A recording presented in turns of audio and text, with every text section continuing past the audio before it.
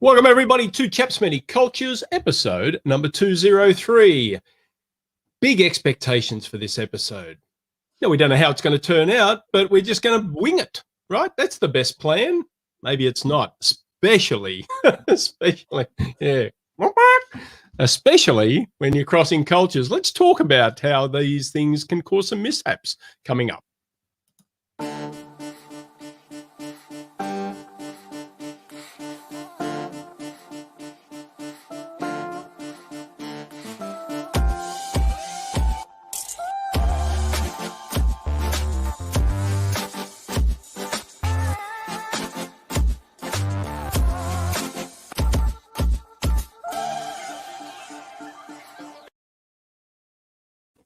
Yes, welcome back to the number one show on the business of culture and the culture of business, where barely, too much culture is barely enough. How about you? Too much culture. Too much Happy culture. Friday, everybody. Hey, there's not too much culture. There is not such a thing.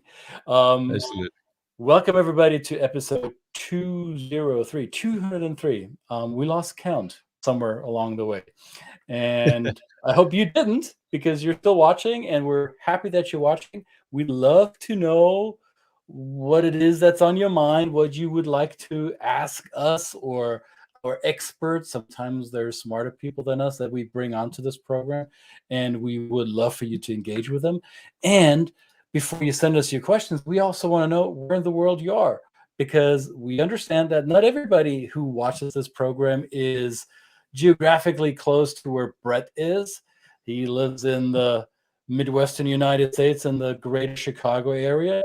And this little puppy here, who's down in the southeastern part of the U.S. in Atlanta. We know we have audience around the world, and we're grateful for that. We want you to let us know whenever you tune in, or even though you might not be tuning in live, you might want to be watching this asynchronously, and let us know regardless. Let the world know where you are. Antimo says, in Torino, how did you go up north? I thought he lived down south in Italy. Oh, okay. He's traveling the country. All right. Good to see you, Antimo. Buongiorno. Well, buonasera, probably. Buonasera, yeah. Sorry, yeah. I don't know what afternoon is. I'm sure he'll tell us. I'm sure. Put it in the chat. What is the good afternoon? Well, let's jump into today's topic, and it's kind of a bit of it's one of those topics that's been in our mind, especially in recent the events over the last couple of weeks. We've lost Christian, but he'll come back. We have actually been watching some of the machinations about the terrible events in Afghanistan. Here he comes. He's coming back. No camera. There he goes. Live TV, people. Live TV. I'm still fixing the camera.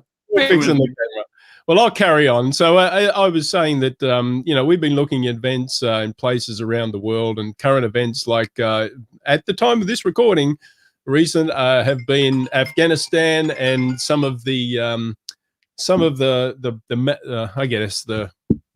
discussions, the debates about.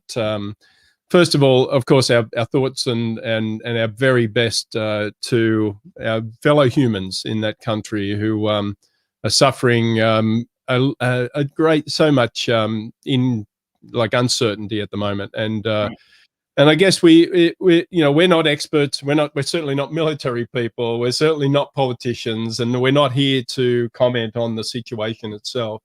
But when you look at things like this that happen in the world, you think to yourself, from the historical perspective of looking back on what's been done, and of course 2020 is hindsight is perfect, but or the other way around, whatever that is. But we often see where whole countries and even coalitions of allies can anticipate and make big plans, sometimes in the best or maybe not the best intentions, to go into an area where they possibly do not have the expertise and cultural understanding of what the dynamics are on the ground. So then we just kind of we see this so much in our day-to-day work and working with executives and companies all around the world that do the same thing. So we're just going to kind of, maybe just, and we'd love you as the audience to kind of put your comments in on this. In what are some of the ways that people can really, or companies can really make sure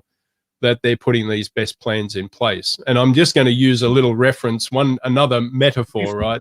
Before you do that, though, I want to acknowledge that we have people joining in from Grenoble in France. If I'm not Danielle, if I'm not mistaken, that's in the southeastern part of France, close to the French Alps. And Antimo is teaching us. Good afternoon is buon pomeriggio. Okay. Pomeriggio. Buon pomeriggio it is. Mille grazie, Antimo. All right. Yeah. So, my learned friend here shared this picture the other day. This is a little bit of construction You have going friend? on. Interesting. Right? Yeah, that's you, right? Okay. Take it. It's good, Yeah. So basically, this is a foundation. You're pouring a foundation, right? You are pouring a foundation for a building of sorts. This is what's going on in your house at the moment, right? Yeah, that's my side yard, not my backyard, my side yard. The side yard, right? The foundation, it has now been poured. That process has been completed. It's dried out. It's ready to be built upon. Fantastic. Well, I've got a question for you. I mean, it's a serious question. Why didn't you just start with the roof? Wouldn't that be more intelligent? Because that would provide cover. Yeah. Rain now, that's true. And it would keep the bird poop from the floor. I agree with you. That would be lovely. But yeah, what's that roof going to stand upon? Who's going to? Well, that's the point, of course. I used to have I still have a very good friend who's a bricklayer, and we were sitting down having a discussion once, and he said, when I build a house, I'm not actually thinking about the first brick I lay. I'm thinking about the last brick I lay, and what it's going to take to get to that brick in that far corner, at the top far corner. And this is another metaphor of what we're talking about, is that what is the foundation that you're bringing? And in cultural terms, culture is just one part of it.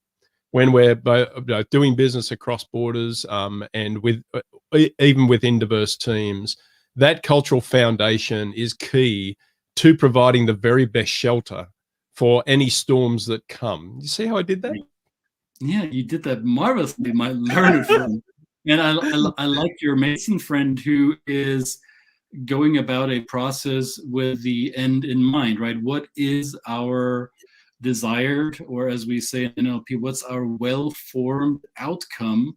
Because only if the outcome that we have in mind, that we envision or imagine for ourselves, only if that is well-formed, if it ticks all the boxes, then it's a goal worthy of going after, and then we will put all of our effort, all of our resources, all our energy into it. If it's an outcome, a desired outcome that has some glitches, or there are some things that we did not consider from the get-go, then we will either fill those blanks along the way, or we can continue to ignore them, hoping they will magically disappear.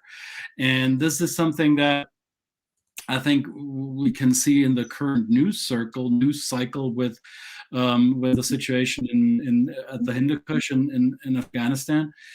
You're perfectly right. We're neither politicians nor military experts. However, I personally know a handful of people who served in Afghanistan, and a shout out to all of you who either served yourselves or know somebody, or who have friends or family members who are veterans of action in Afghanistan, and who are wondering why they put themselves in danger, and maybe why they put their life in limit risk, or why they had to mourn the loss of comrades and friends and co-workers, right? So if you have Afghanistan veterans within your circles, listen to them. Shut up and listen. And so, no, I'm not a military, I'm not a politician. However, one can't but think that the outcome that we, as the so-called West had in Afghanistan, may have been not well formed. We may have gone into this a little bit unprepared, wouldn't you think so, Brett? Yeah. So it gives you pause, right? To then, I think you've brought up a good point. It's the ongoing effect it has on the, in that case, the fellow people that you went to the battles with. That is just as applicable in the boardroom and in the business world, right? There are people that, if you diminish the impact and preparation of what you're going to do, any failures down the road may not only affect you, they affect just why people followed you, why they did what they did. If such less optimum outcomes are the result. And so we wanted to talk a little bit, of course, and we've touched on these themes before. These are not new themes that we haven't discussed, but the preparation of this would be perhaps, and let's put it in that kind of geopolitical sense. If countries are looking at themselves in terms of their ability to help and aid other countries, if you're using that as an excuse for either colonization or other actions, then why not kind of learn a little bit about yourself, some self-reflection, right? Some self-reflection about, do we have the actual right as a country, or in the business world as a business, to and what is it about us, what are the values that we hold that are going to either align or have contrast with the places we're going to? So we've touched on these themes, but in that bigger political, there is a lot of kind of record of countries just going in with the best intentions and not seeing how they're seeing themselves in the rest of the world, or understanding their real true motives and what values are driving these things. Right. And I think this might be a little bit of a oversimplified juxtaposition here that I'm going to make, but going into a country like Afghanistan, or we've seen other attempts at this, Vietnam would come to mind from a US perspective, where there is a political goal. The desired outcome is one of geopolitical results, where there is not a profit and loss balance sheet of like a corporation that does business and has to answer to their shareholders or to their owners or to whoever owns the capital. In this case, those who could be held accountable only answer to the people that put them in office. And that's what we're seeing right now in the United States. There's a public debate of who is to blame and who gets the bucket of blame, who gets to hold it longest, and how can we make this into political currency today. I think this is not a conversation you and I want to have, and this is, as we probably all know, is a futile debate that's not leading us anywhere but to more separation within our society. But one could say that if I am going on international expansion, or if I venture into global business as either an entrepreneur, as an employee for a global organization, or for that global company, then my accountability is the P&L sheet. Did I, at the end of the day, solve somebody's problem? That's why I'm in business in the first place. Whose problem am I solving? And in doing so, did I generate value? And as a result, did I generate a profit for myself or for the company? So that is my immediate accountability sheet, whether my goal is being reached or not, right? So one might argue, if I'm a global organization with a business plan that involves international collaboration, then the immediacy of success or failure can be found in my billfold. In geopolitical terms, I think the outcome is one that we all as societies may have to bear. And right now, in this case of Afghanistan, we're going to talk about who's going to take refugees, who will be responsible for recreating some sort of dialogue with a new regime. All of these things that are not necessarily like a business conversation. However, the common denominator, and that's, I think, the point that we're making, it's either faux pas, which it turns out to be right now in Afghanistan, and let's face it, we've known that for several years, or it's a fairy tale, right? And how do we make such things fairy tales? Or is it ever possible to create a fairy tale? Isn't a fairy tale something more like wishful thinking rather than reality? So how do we make it and I don't like to use fairy tale in the corporate sense. How do we create a positive outcome, a measurable positive outcome in international collaboration? And I think that's where, I'm saying it here behind my shoulder, right? That's if you don't get that puzzle piece, if you don't get culture, it will get you. And that's what we've been seeing in Afghanistan. Yeah, absolutely. And so we might think that perhaps a little bit more curiosity about the dynamics of the culture that we're engaging with, the true openness to understand and have some empathy with the people, the other cultures you're working with. This is just one kind of tenet of what we found in global leadership.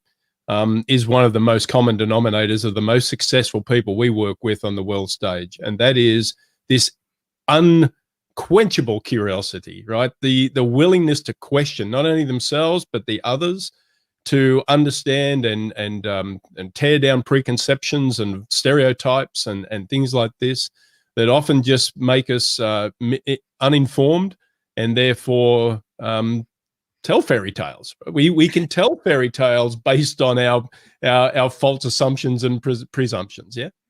Well, that's what I think we've been telling ourselves, right? We've maintained this charade of, oh well, it's going to turn out somehow okay. We're going to get away with a black eye, but it's going to be all right. So that house of cards seems to be falling right now. I'm not here to make predictions. I think what's interesting is that what stands in the way of curiosity is, I think the worst 3 words that you can say in the English language is, I know that.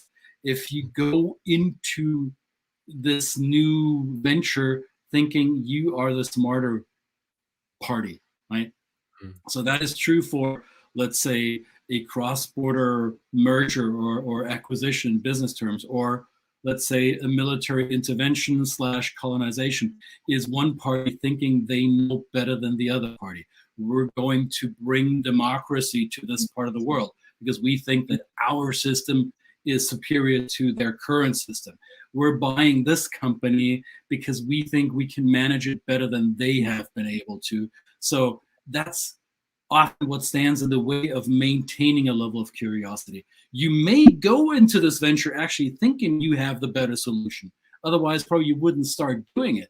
But allowing that to override that ongoing curiosity in order to learn from what's already been there and maybe what you have been missing in your assessment from a distance, that is what's going to throw you to the wolves, I think.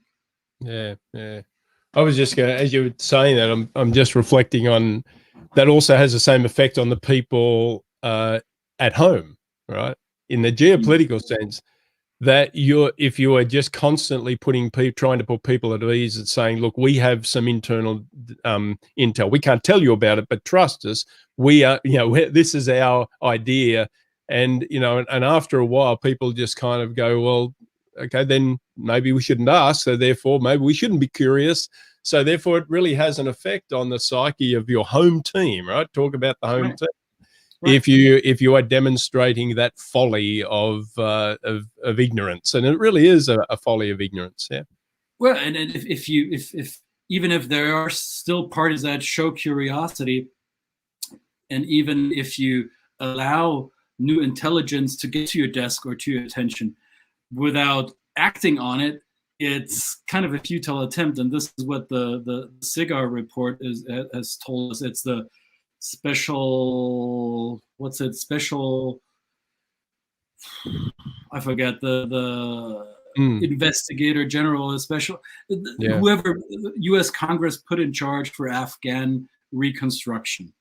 So they have a public mandate, right? They have funding, and they've been in Afghanistan for what, 13, 14 years.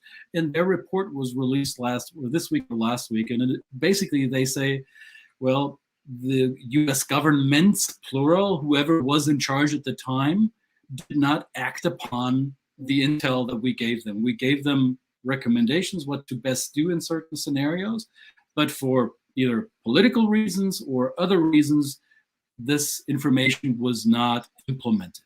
So all your curiosity will lead you not away from the starting block if you don't analyze the data and act upon it. So I think that's something that businesses also want to keep in mind. I completed a training program just this week for a senior executive in a global pharmaceutical chemical company, person from North America who will be going to Central Europe. I'm not going to divulge any more information because I want to keep that as anonymous as possible. But this gentleman is going to lead a whole division in Europe in his organization, and he's charged with making some changes that will lead to decisions that not everybody on the current team will embrace. And he asked me point blank, he said, what if there's information that I cannot share with my team? Because I told him the only way you get in that location with a culture you're going to deal with, the only way you get buy-in and support from your team is to show your cards and to enroll them and to build consensus. That in the culture that he's going into, this will be his most promising strategy in order to succeed. And he said, well, there might be some information that I'm not at liberty of sharing with them, so I have to keep some of these things under wraps and still move forward. So this is the tough part. This is where, in an international business sense, if you're working with cultures that are different than your own, you're going to have to reconcile these discrepancies. How much are you willing to follow your corporate agenda or whatever your superiors are expecting of you? Or how much are you, let's say, bending the rules is maybe not the best term, but how much are you willing and able to adjust corporate governance to the local situation that you're dealt with? And this is, I think, what most global organizations at some point or another struggle with. We have this corporate value system or this corporate strategy that we expect everybody to adhere to. However, it originated in one culture and doesn't quite gel well in another part of the world. So how do we cross that gap, right? Yeah. The point is, the information is out there. There's no excuse in today's globally connected world to be ignorant about cultural differences. There's absolutely no excuse. I would say that to the cows come home.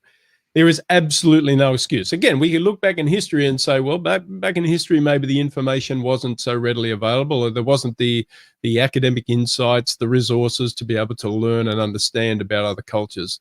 You don't have that excuse today. If you're a global leader and you're doing just what Christian just mentioned then, as that gentleman he worked with, and you do not take advantage of the information that's available to you, then I mean, that's intentional ignorance I'm just going to call it what it is. I mean, that's intentional ignorance. And so there really should not be any excuse in this day and age for either governments, companies, individuals to be to tell themselves fairy tales through the window of gleeful ignorance. There's no excuse for it. There's no excuse for it. Yeah. So, I mean, I don't want to raise the question, what have we learned, or how is this going to get better in the current geopolitical scenario? I think this is not the place for us to make any suggestions or give predictions.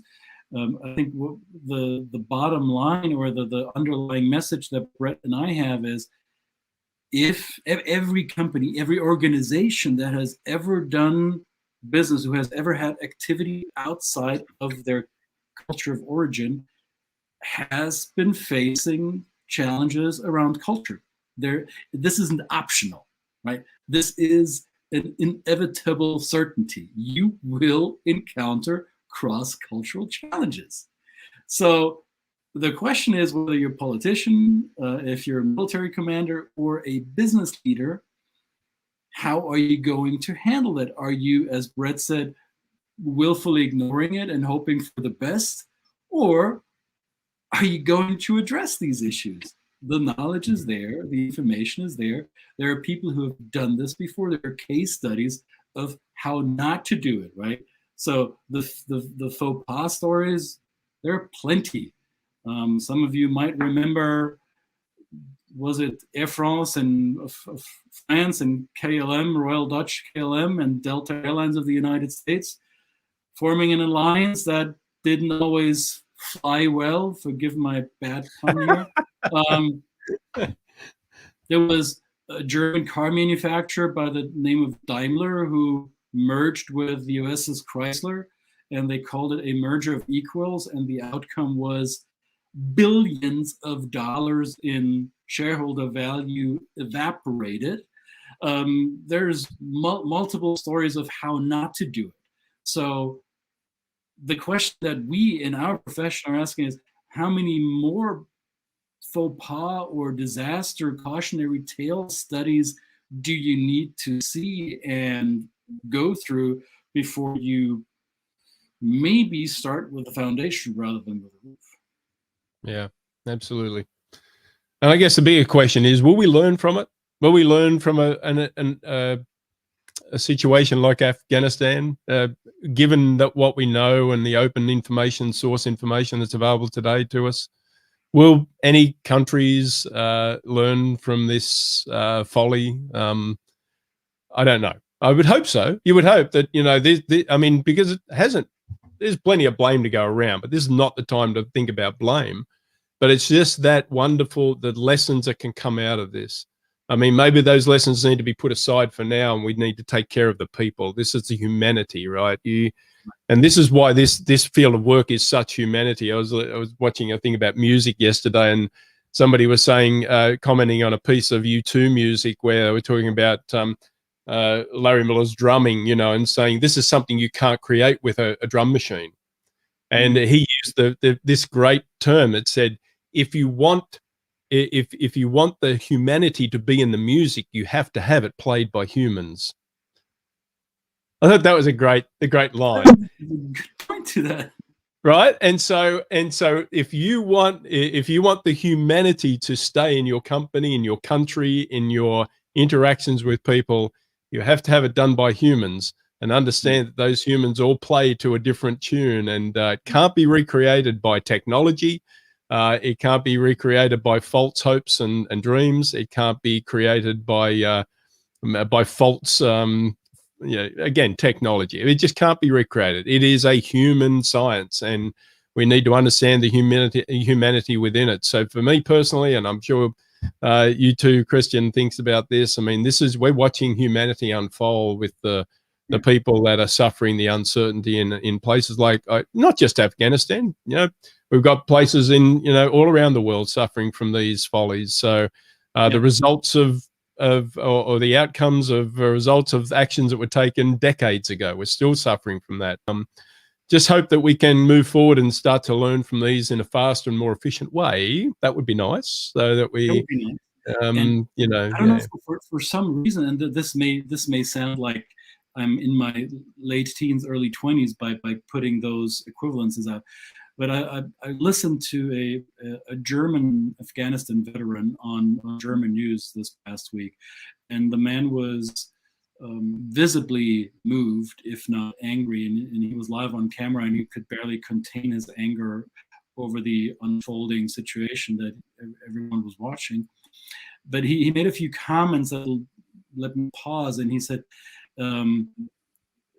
getting these people to safety that are from the Afghan people or who might be of other ethnicities in the area, who have been helping the boots on the ground, making their work possible, is the big humanitarian crisis, right? And he said, without those people on the ground, without our interpreters and our cultural guides, none of our mission would have been possible. So without a interpreter, without a cultural guide, none of those soldiers would have been able to, or NGOs would have been able to do the work that they were doing. So recognize, if your specialty, your professional expertise is in one field, that doesn't immediately make you an expert in another field. And if that other field that you're lacking the skill set is that of language or culture or a combination of both, then by all means, if your desired outcome is success, then expand your team with the people who have that level of expertise that your team doesn't.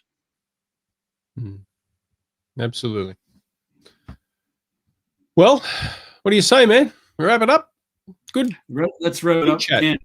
And this is an invitation to all of us, not just to Brett and I.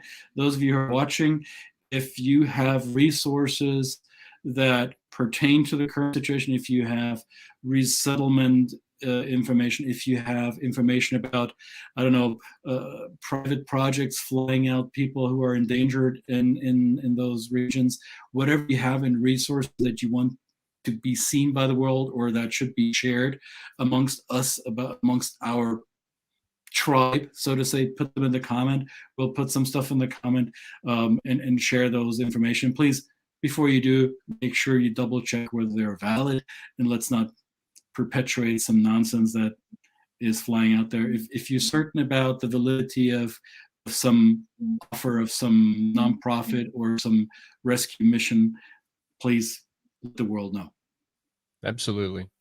Well, thank you, sir, for another, and we wish everybody a wonderful weekend, and continue to be safe, happy, and healthy.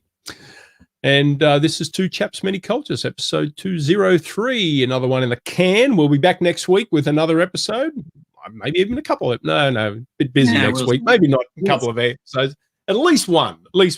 Yes. So thank you, sir. Thank you, sir. We will see you next episode. Bye now. Ciao for now.